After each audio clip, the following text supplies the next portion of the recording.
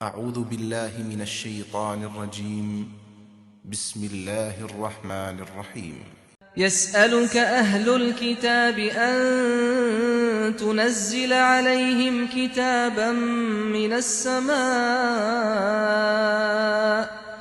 فقد سألوا موسى أكبر من ذلك فقالوا أرنا الله جهرة فأخذتهم الصاعقة بظلمهم ثم اتخذوا العجل من بعد ما جاءتهم البينات فعفونا عن ذلك وآتينا موسى سلطانا مبينا ورفعنا فوقهم الطور بميثاقهم وقلنا لهم ادخلوا الباب سجدا وقلنا لهم لا تعدوا في السبت وأخذنا منهم ميثاقا غليظا۔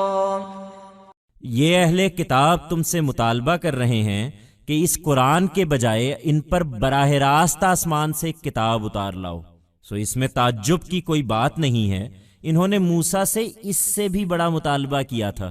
انہوں نے مطالبہ کیا تھا کہ ہمیں خدا کو سامنے دکھاؤ، تو ان کی اس سرکشی کے باعث ان کو کڑک نے آ لیا تھا۔ پھر انہوں نے بچڑے کو معبود بنا لیا، اس کے بعد کہ ان کے پاس کھلی کھلی نشانیاں آ چکی تھیں۔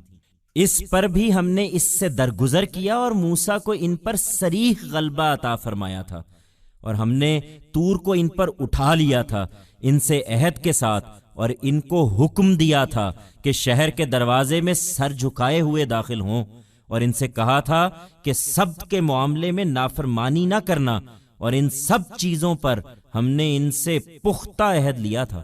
These people of the book ask you to bring down directly to them a book from the heavens, instead of this Quran. So, this is no matter of wonder. Of Moses they made an even greater demand. They had asked him, "Show us God face to face." Then, because of this rebelliousness, a thunderbolt struck them. After that, they deified the calf even when obvious signs had come to them, yet we still forgave this and had given Moses clear dominance on them. And we had lifted Tur over them with a covenant with them and had directed them, "Enter the gates of the city, bowing your heads," and had said to them, "Do not be disobedient in the matter of the Sabbath," and, on all these things, we had taken from them a firm covenant.